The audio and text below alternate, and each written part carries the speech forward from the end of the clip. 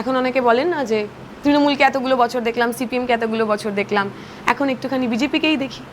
এই কম্প্যারিজনটা খানিকটা এরকম যে এতদিন নর্দমার জল খাচ্ছিলাম তৃণমূলের আমলে, এখন আর নর্দমার জল না খেয়ে ডাইরেক্ট বিষ খেয়ে নিই, খেয়েই দেখি কি হয়। রাস্তাঘাট পরিষ্কার করা, রাস্তাঘাট সঠিক করার যে ফান্ড সরকার থেকে আসে, তা এলাকার নেতারা নিজেদের সোনার চেন, নিজেদের 5 তলা বাড়ি, নিজেদের 4 নম্বর গাড়ির পিছনে খরচা করেন। আমরা আর এ নিয়ে কি বলবো, চোরেদের রানী তিনি 14 তলায় বসে আছেন, তিনি সরবেন, এবং তিনি যদি নাও সরেন তবু এই এলাকায় চোরেদের প্রতিনিধিদের বিরুদ্ধে মানুষের প্রতিনিধিদের লড়াই বুক টান টান করে, মাথা উঁচু করে, শির দ্বারা শক্ত রেখে হবে।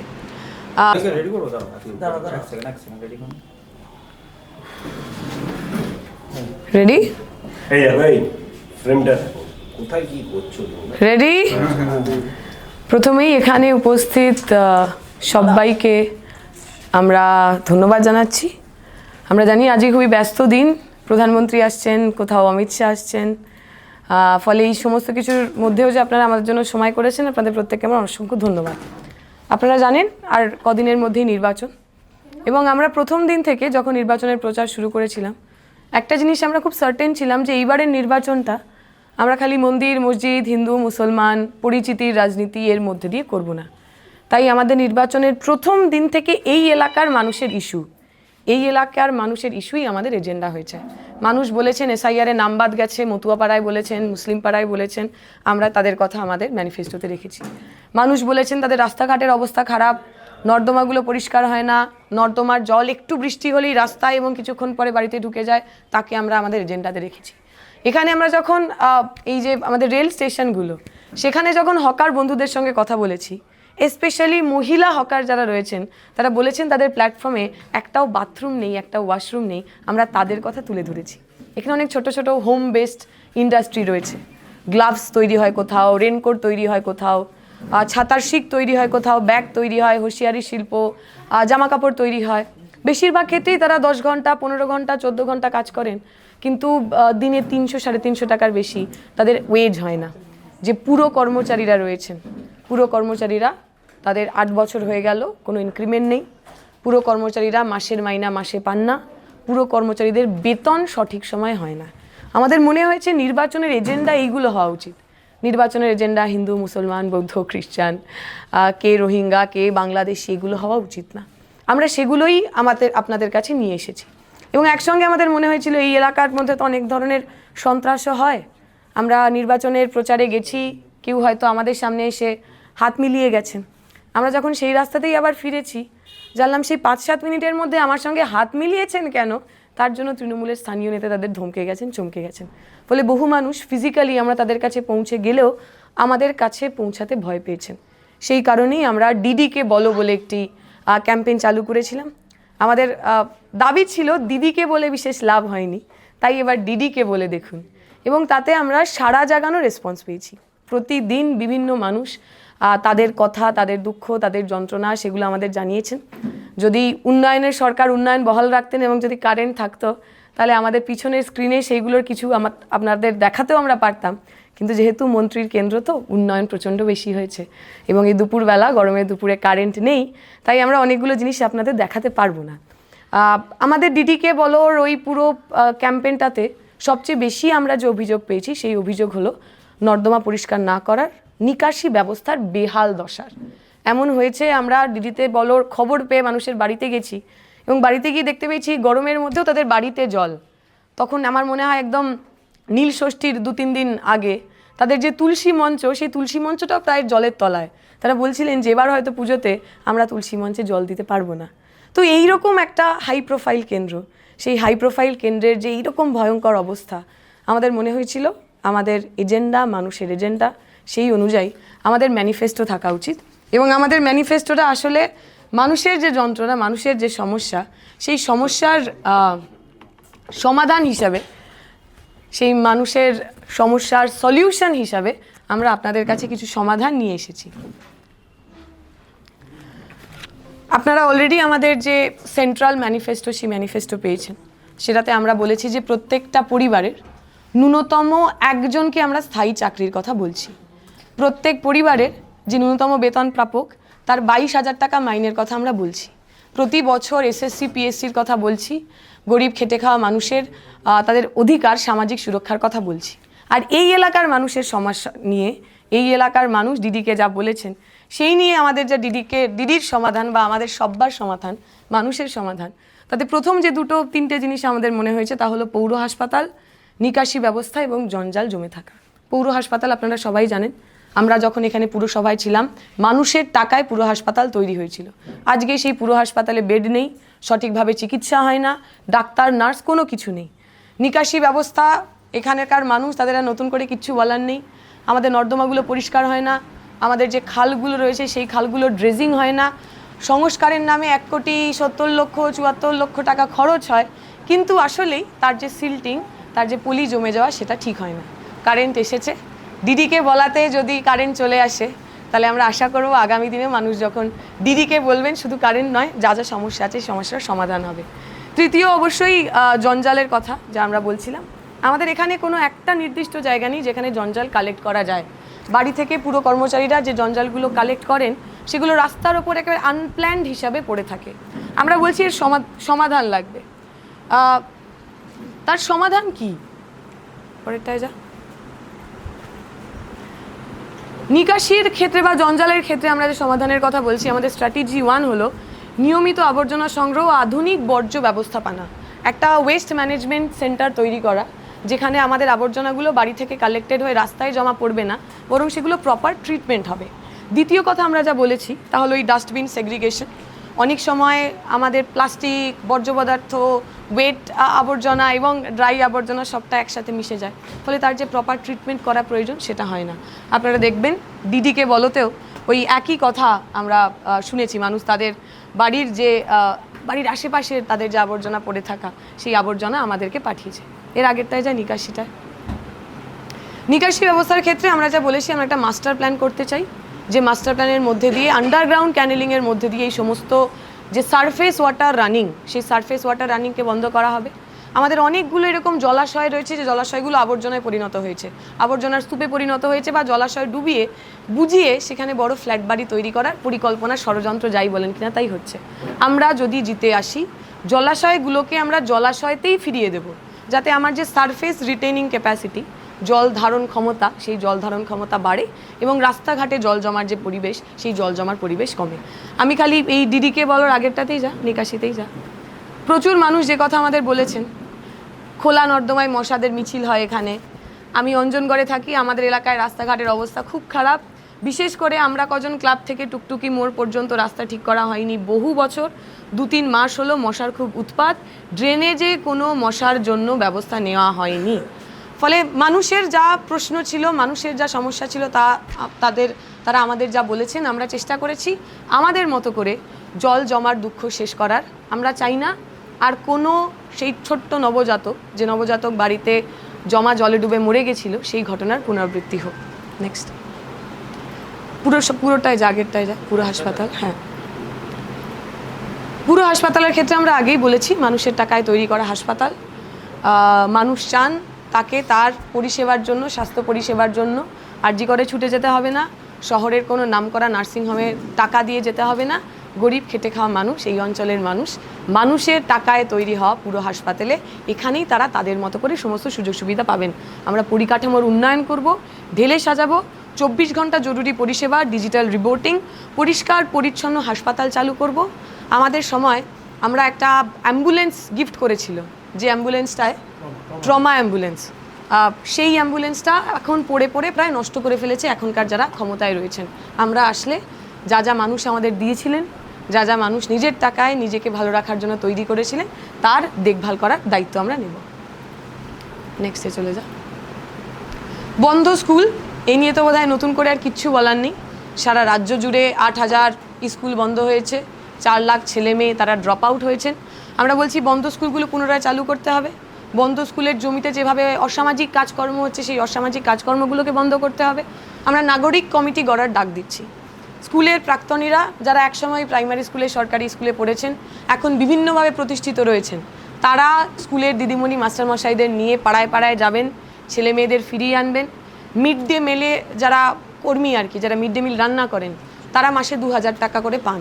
তাদের বেতন বাড়িয়ে অন্তত 4,000 টাকা করতে হবে। তারা 10 মাসের বেতন পান, তাদের বেতন 12 মাসের করতে হবে।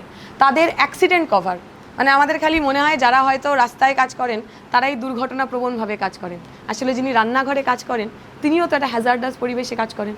তার কখনো বটিতে হাত কেটে যায়, পা কেটে যায়, রান্না করতে গিয়ে হাত পুড়ে যায়। তো এই সমস্ত মানুষের অ্যাক্সিডেন্ট কভার আমরা দাবি করছি। এদের কাজটা যেন শুধু ওই ভাতাতেই সীমাবদ্ধ না থাকে, এরা যেন চাকরি পান, এরা যেন অধিকার পান, এরা যেন শ্রমের দাম পান, ঘামের দাম পান, এবং পুরো স্কুল পরিকাঠামোর আমূল পরিবর্তনের মধ্যে দিয়ে, পুরো স্কুল পরিকাঠামোর আমূল ইনভেস্টমেন্টের মধ্যে দিয়ে সেটা আমরা করে দেখাতে চাই।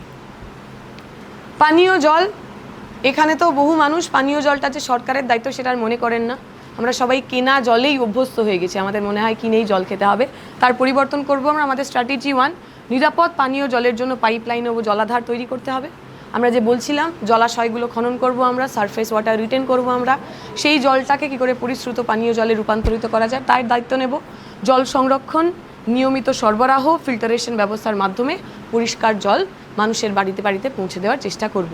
এটা খানিকটা মানে অফ দ্য ট্র্যাক গিয়েই আমরা বলি। এখন অনেকে বলেন না যে তৃণমূলকে এতগুলো বছর দেখলাম, সিপিএমকে এতগুলো বছর দেখলাম, এখন একটুখানি বিজেপিকেই দেখি। এই কম্প্যারিজনটা খানিকটা এরকম যে এতদিন নর্দমার জল খাচ্ছিলাম তৃণমূলের আমলে, এখন আর নর্দমার জল না খেয়ে ডাইরেক্ট বিষ খেয়ে নিই, খেয়েই দেখি কী হয়। আমরা বলছি বিষও খাবেন না, নর্দমার জলও খাবেন না, বামপন্থীরা আপনাদের পরিশ্রুত পানীয় জল দেবে, আমাদের সঙ্গে থাকুন, পরিশ্রুত পানীয় জল খান। মশার উপদ্রব, এ নিয়ে তো আমার মনে হয় যারা এখানে আছেন আমার বলা বাতুলতা হবে। মমতা ব্যানার্জি কন্যাশ্রী, রূপশ্রী, যুবশ্রীর পাশাপাশি একটা মশাশ্রী প্রকল্প চালু করুন। উত্তর দমদমের মানুষ সেই মশাশ্রীর মুকুট মাথায় দিয়ে ঘুরে বেড়াবেন। মশার উপদ্রব কমানোর জন্য আমাদের নালা নর্দমাকে পরিষ্কার করতে হবে। আমাদের যে পৌর কর্মচারীরা এই কাজ করেন তাদের দায়িত্ব নিতে হবে।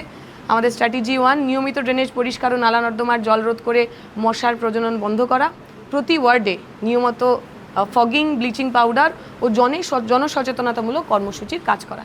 আপনারা দেখবেন দিদিকে বলতেও এই প্রশ্ন আমাদের কাছে বহুবার এসছে যে 2-3 মাস হলো মশার খুব উৎপাত, ড্রেনেজে কোনো মশার জন্য ব্যবস্থা নেওয়া হয় না, খোলা নর্দমায় মশার মিছিল। বেহাল রাস্তা, কারণ রাস্তাঘাট পরিষ্কার করা, রাস্তাঘাট সঠিক করার যে ফান্ড সরকার থেকে আসে তা এলাকার নেতারা নিজেদের সোনার চেন, নিজেদের 5 তলা বাড়ি, নিজেদের 4 নম্বর গাড়ির পিছনে খরচা করেন।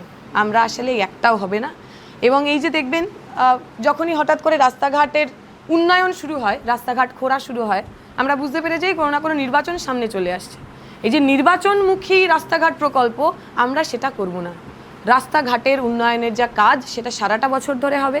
রাস্তাঘাটের মেরামতির যে কাজ সেই কাজ সারাটা বছর ধরে হবে। স্পেশালি বর্ষার সময়, বর্ষার আগে প্রত্যেকটা এলাকা, যে এলাকা এইভাবে জল জমা প্রবণ, যেখানে জল জমে, সেই এলাকাগুলোর বিশেষ ব্যবস্থা, বিশেষ দেখভাল করব আমরা। আমি আগে বেহাল রাস্তাতে একবার থাক, আপনারা দেখতে পাচ্ছেন দিদিকে বলতেও এই কথা আমাদের বলেছে। আপনি একটু বিরাটি স্মার্ট বাজারের সামনে দিয়ে রাস্তাটা বিরাটি কলেজের দিকে যাচ্ছে, 2টো রাস্তা, একটা বিদ্যাপীঠ স্কুলের দিকে, একটা রাস্তা সাবর্ণ রয় চৌধুরী বাড়ির দিকে যাচ্ছে। 2টো রাস্তার অবস্থা এতটাই খারাপ যে কোনো বয়স্ক অসুস্থ রোগীকে ওই রাস্তা দিয়ে নিয়ে যাওয়া যায় না। আমরা চাই এই যন্ত্রণার মুক্তি ঘটুক। খেলার মাঠ, স্টেডিয়াম, আমাদের বহু এরকম রেসপন্স এসছে যেখানে তারা বলেছেন তারা খেলতে চান, কিন্তু খেলার মাঠ মানেই সেগুলো এখন টার্ফ হয়েছে। টার্ফের আপনার যদি মেম্বারশিপ না থাকে, আপনি যদি টাকা না দিতে পারেন, তাহলে খেলতে পারবেন না। কিন্তু আমরা তো সবার জন্য খেলার মাঠের দাবি করি। খেলার মাঠ, যে খেলার মাঠগুলোকে কখনো পার্কিংয়ের কাজে, কখনো বিয়ে বাড়ির জন্য তাতে প্যান্ডেল করে খেলার মাঠগুলো নষ্ট করে দেওয়া হয়েছে, সেই খেলার মাঠে সংরক্ষণ করতে হবে। আমরা যেখান থেকে আমাদের মিছিল শুরু করেছিলাম খেলার মাঠ বাঁচানোর, যে খেলার মাঠটা মানুষের টাকায় তৈরি করা, মানুষের টাকায় কেনা, কিন্তু তৃণমূলের স্থানীয় নেতারা যেটার গার্ডওয়াল পর্যন্ত দিতে দেননি, সেই খেলার মাঠগুলোকে জঙ্গল থেকে খেলার মাঠে আমরা পরিবর্তিত করব। আমাদের যে স্টেডিয়াম, যেটা আবার আমরা যখন পুরসভায় ছিলাম তখন তৈরি হয়েছিল, সেখানে এখন পুরসভার গাড়ি পার্ক হয়, পুরসভার জলের গাড়ি পার্ক হয়, খেলাধুলোটা হয় না। আমরা চাই খেলা হোক, কিন্তু সেটা খেলার মাঠে হোক। কিছুদিন আগে আমরা যে মিছিল করেছি, অরাজনৈতিক মিছিল, খেলাপ্রেমী, ফুটবলপ্রেমী মানুষের মিছিল, যাতে ভাস্কর গাঙ্গুলি, মেহতাব হোসেনরা ছিলেন, তা থেকেও আমরা এই দাবি জানিয়েছি যে খেলার মাঠে খেলা হোক, মানুষ নিজের মতো করে নিজের ইচ্ছায় ভালোভাবে এই এলাকায় খেলতে পারুক। কারণ আমরা জানি এই এলাকার মাঠগুলো থেকে একসময় সারা বাংলা কাঁপিয়েছেন ফুটবলাররা। আমরা চাই ক্রীড়া সংস্কৃতি ফিরে আসুক। অন্যান্য যে সমস্যা, তোলাবাজি, অসামাজিক কাজ, আমরা আর এ নিয়ে কি বলবো, চোরেদের রানী তিনি 14 তলায় বসে আছেন, তিনি সরবেন এবং তিনি যদি নাও সরেন তবু এই এলাকায় চোরেদের প্রতিনিধিদের বিরুদ্ধে মানুষের প্রতিনিধিদের লড়াই বুক টান টান করে মাথা উঁচু করে শিরদাঁড়া শক্ত রেখে হবে। সংস্কৃতির শক্তি, আমরা আমাদের যে কৃষ্টি আপনাদের মনে থাকবে, যেটা ঠিকঠাকভাবে বহুদিন ধরে সেটা পরিচর্যার অভাবে সেটা কাজ করে না, আমরা ফিরে আসলে আমাদের হলগুলোকে ঠিক করব, সেখানে মানুষ তাদের মতো করে সাংস্কৃতিক কাজ করতে পারবেন।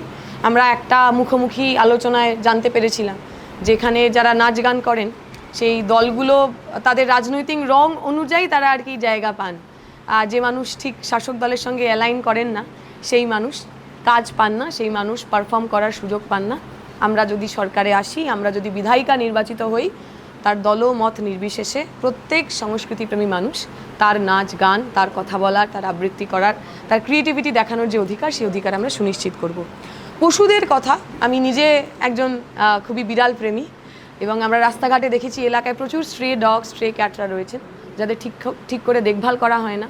এলাকায় কোথাও একটা প্রপার পশু চিকিৎসালয় নেই যেখানে তাদের নিয়ে যাওয়া যায়। পশু চিকিৎসালয় এবং পশুদের রিহাবের জন্য আমরা এখানে একটা সেন্টার করব। যারা স্ট্রে ডগ, স্ট্রে ক্যাট রয়েছেন এবং কোনো বাড়িতে হয়তো কোনো পোষ্য রয়েছে যাদেরকে ঠিকঠাক করে দেখভাল করা যাচ্ছে না, তার দায়িত্ব আপনার এলাকার বিধায়িকা নেবে। পুকুর ভরাট বন্ধ, আমরা প্রথমেই বলেছি, জলাশয়গুলোকে আমরা জলাশয়ে পরিণত করব, ফিরিয়ে আনব। পুকুর ভরাট করে এই এলাকার ইকোসিস্টেমকে নষ্ট করা চলবে না। এই এলাকার শুধু মানে ফিজিক্যাল এনভায়রনমেন্ট নয়, পুকুর ভরাট করে যে অসামাজিক কাজ হয় তাতে আমার যে সোশ্যাল এনভায়রনমেন্ট নষ্ট হয়, শেষ হয়, সেটাকেও আমরা আর করতে দেব না। আমাদের অঙ্গীকার উন্নত স্বাস্থ্য ব্যবস্থা, আধুনিক হাসপাতাল, জলজমা রোধ, উন্নত ড্রেনেজ ব্যবস্থা, পরিষ্কার এলাকা ও আধুনিক বর্জ্য ব্যবস্থাপনা, বন্ধ স্কুল চালু, উন্নত শিক্ষা পরিবেশ, বিশুদ্ধ পানীয় জলের নিশ্চয়তা, মশা নিয়ন্ত্রণ ও স্বাস্থ্য সুরক্ষা, ভাঙা রাস্তার মেরামত, নিরাপদ যাতায়াত, খেলার মাঠ ও ক্রীড়া পরিকাঠামোর উন্নয়ন। এবং যে কথাটা আগেও বলেছি এবং আর একবার আমরা বলে দিই, এই যে বিপুল অংশের মানুষ, শ্রমজীবী মানুষ, আমার বয়সী ছেলেমেয়েরা যারা চাকরি বাকরি পাচ্ছেন না, যারা পড়াশোনা করেছেন, যাদের মেধা আছে, তাদের জন্য আমরা এখানে এমপ্লয়মেন্ট এক্সচেঞ্জের আমলে এমপ্লয়মেন্ট হাব তৈরি করব, তাদের কাউন্সিলিং, ট্রেনিং এবং কাজের ব্যবস্থা করব। যে অসংগঠিত ক্ষেত্রে শ্রমিকরা কাজ করছেন, সেটা ডেলিভারি ওয়ার্কার হতে পারে, সেটা হোম বেসড ইন্ডাস্ট্রির মানুষ হতে পারে, সেটা যারা বাড়িতে বাড়িতে কাজ করেন এমন মানুষ হতে পারেন, সেটা মিড ডে মিল কর্মীরা হতে পারে। এই সমস্ত অস্থায়ী কর্মচারী, হকার, তাদের জন্য সামাজিক সুরক্ষার ব্যবস্থা আমরা করব। যারা হোম বেসড ইন্ডাস্ট্রির মালিক, আমরা দেখেছি এখানের যে ছোট ছোট কারখানাগুলো, সেখানে খুব মালিক শ্রমিকেরও সম্পর্ক নেই। যিনি কারখানার মালিক তিনি নিজেও শ্রমিকদের সঙ্গেই কাজ করেন।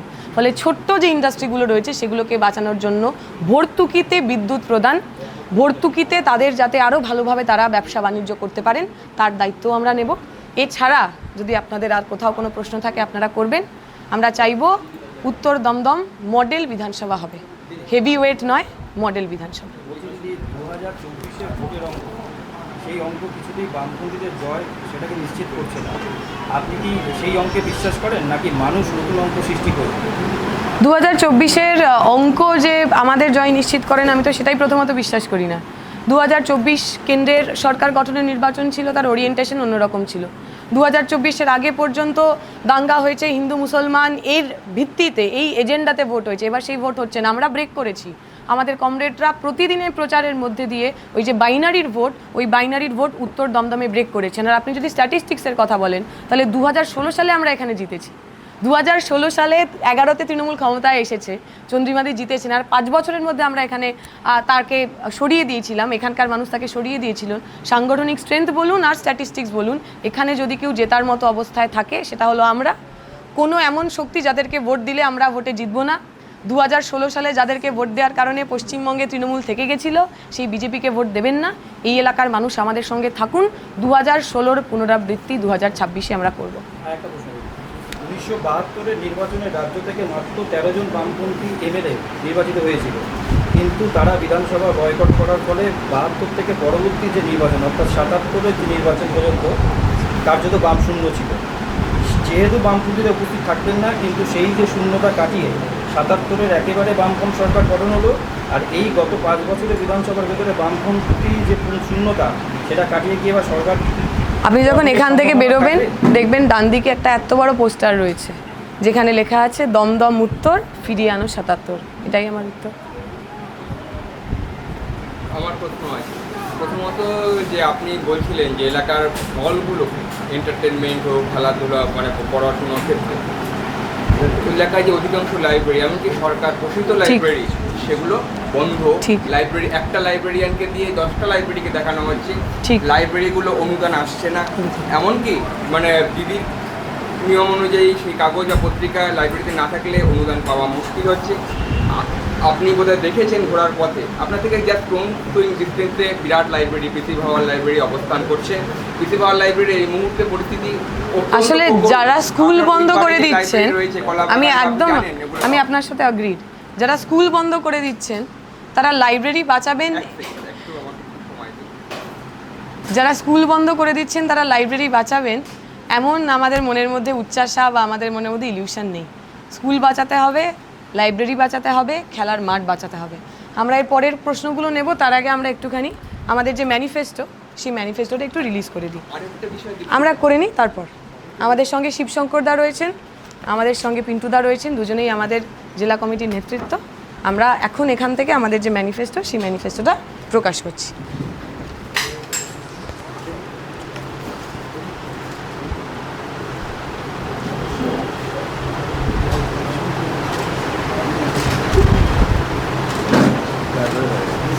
Thank you.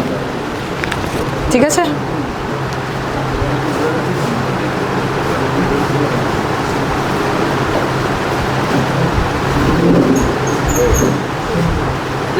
Just a minute.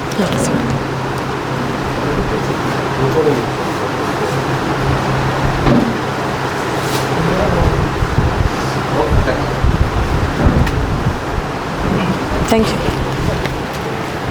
এরপর আর যদি কোনো প্রশ্ন থাকে, পিন্টুদা এবং শিবশঙ্করদা রয়েছেন, তারা জবাব দেবে, বা তাদের বলার থাকলে তারা বলতে পারে। দীপশিতা, আপনি যেখানে দাঁড়িয়েছেন এটা একটা সময় মানে বেলঘরিয়া থেকে শুরু করে গোটা বিরাটি এই পুরো অংশটায় ইন্ডাস্ট্রির আতুরঘর ছিল। মানে স্বাধীনতার পরবর্তী সময় থেকে শুরু করে মানে বাম আমলের কিছু সময় পর্যন্ত এটা ইন্ডাস্ট্রি আতুরঘর ছিল। আপনি হয়তো জানেন বা খোঁজ নিয়ে দেখেছেন, এখানে বিএনটি মিলের মতো বড় মিল, যেটা এখন একটা মাল্টি স্টোরি বিল্ডিংয়ে পরিণত হয়েছিল, প্রচুর মানুষ কাজ করতো। আজ এখানে নতুন নতুন প্রশ্নটা একটু সংক্ষেপে বললে ভালো হয়। কিছু হয়েছে, কিন্তু সেই জায়গাটা মানে নতুন প্রমোটার চক্র তৈরি হচ্ছে বা আসা যাওয়া করছে, অর্থ হয়তো আছে সেটা নির্দিষ্ট মানুষের মধ্যে, কিন্তু সার্বিকভাবে উন্নয়ন বলে কিছু নেই, ইন্ডাস্ট্রি বলে কিছু নেই। আপনি যদি বিধায়িকা নির্বাচিত হন তাহলে প্রথম পরিকল্পনা কী হবে? সেটাই আমরা বললাম, আমরা এখানে এমপ্লয়মেন্ট হাব তৈরি করব, যেটার মধ্যে দিয়ে সাধারণ ছেলেমেয়েরা চাকরি পেতে পারবেন। হোম বেসড ইন্ডাস্ট্রির কথা আমরা বললাম, সেগুলোর পরিকাঠামোগত উন্নয়ন করব, এবং অবশ্যই এই এলাকায় শিল্পায়ন, যে কারখানাগুলো রয়েছে সেই কারখানার ক্যাপাসিটি বাড়ানো, সেই কারখানার ইনফ্রাস্ট্রাকচারাল ডেভেলপমেন্ট করা, এবং আরও বেশি ছেলেমেয়ে যাতে চাকরি বাকরি হয়, তার জন্য শুধুমাত্র বিধায়ক হিসাবে নয়, বরং এই প্রজন্মের একজন মানুষ হিসাবে রাস্তাঘাটের যে লড়াই, সেই লড়াইয়ে আমরা থাকবো।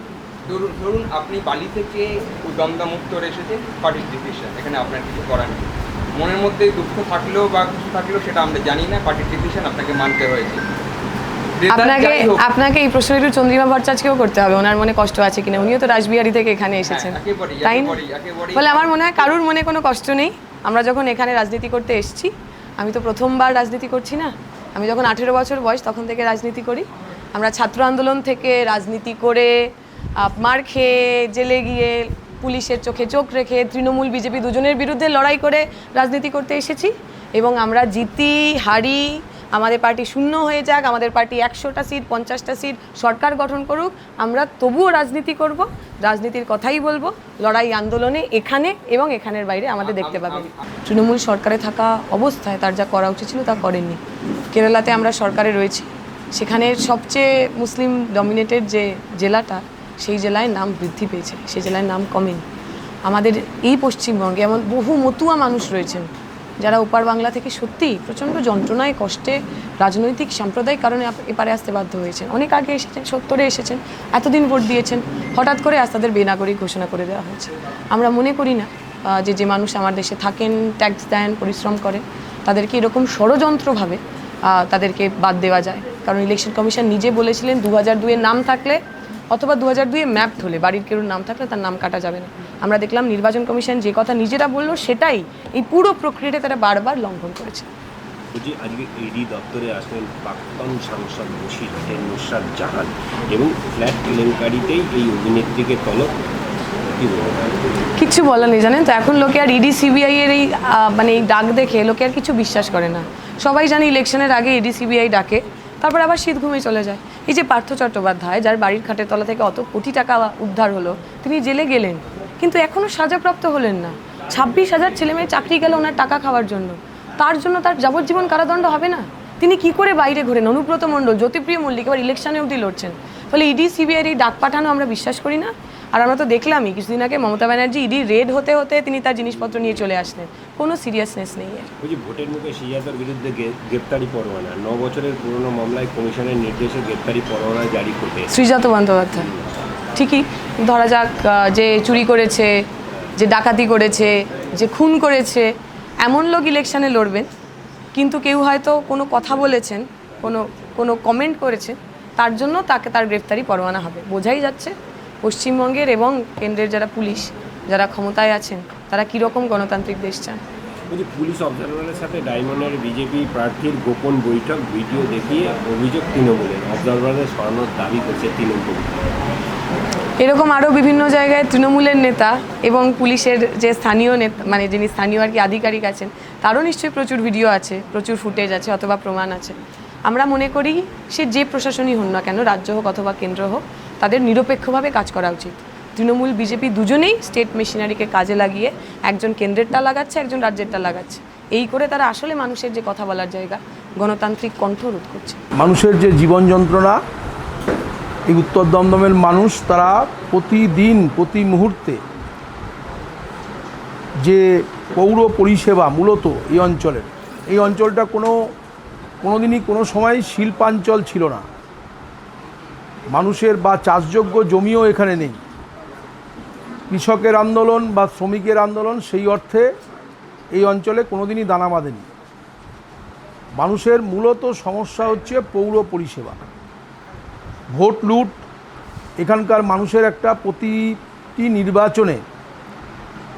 প্রতিটি নির্বাচনেই সেটা লোকসভা হোক, বিধানসভা হোক আর পৌরসভা, তো মানুষ প্রতিটি পৌরসভা নির্বাচনেই গত 2011 সালের পর থেকে তারা উপলব্ধি করেছে মানুষের গণতান্ত্রিক অধিকার কেড়ে নেওয়া হয়েছে, কণ্ঠরোধ করা হয়েছে, অসামাজিক কার্যকলাপ প্রতিদিন বাড়ছে, পৌর পরিষেবা প্রায় তলানিতে। এই যন্ত্রণার হাত থেকে মানুষ মুক্তি পেতে চায়, তার একমাত্র পথ হচ্ছে বামপন্থী প্রার্থী দীপশিতা ধরকে বিপুল ভোটে জয়যুক্ত করার শপথ তারা গ্রহণ করেছেন। 29 তারিখে ভোট দেওয়ার মধ্যে দিয়ে তারা সে কাজ সম্পন্ন করবেন। বিজেপি তৃণমূলকে কখনোই হারাবে না, হারাতে পারে না। অঙ্ক তাই বলে, নির্বাচন বা ভোট একটা অঙ্ক, একটা বিজ্ঞান। তার উপরে ভিত্তি করেই বলা যায় 2011 থেকে 2026 এই 15 বছরে যতগুলো নির্বাচন হয়েছে বিধানসভা লোকসভায়, কোনো ভোটেই বিজেপি তৃণমূলকে হারাতে পারেনি। তৃণমূল জয়ী হয়ে গেছে, কিন্তু একমাত্র 2016 সালে মানুষের সমর্থন নিয়ে এই বিধানসভাতেই তৃণমূলকে হারাতে পেরেছিল সিপিআইএম। আমাদের বিশ্বাস, মানুষও বিশ্বাস করেন যে এই কাজটা একমাত্র সম্পন্ন করতে পারে সিপিআইএম। স্বাভাবিকভাবেই যারা বলতে চাইছেন, কেউ অন্য কথা মানুষের কাছে পৌঁছতে চাইছেন, কেউ আগে রাম পরে বাম বলতে চাইছেন, যেটা একসময় তারা তোলার চেষ্টা করেছিলেন। আজকে তা সম্পূর্ণ অপ্রাসঙ্গিক। 110 দমদম উত্তর বিধানসভার ক্ষেত্রে মানুষ প্রস্তুত। 29 তারিখে কাস্তে হাতুড়ি তারা চিহ্নে বিপুল ভোটে তারা সমর্থন জানিয়ে ভোটের মাধ্যমে দীপশিতা ধরকে জয়যুক্ত করবেন।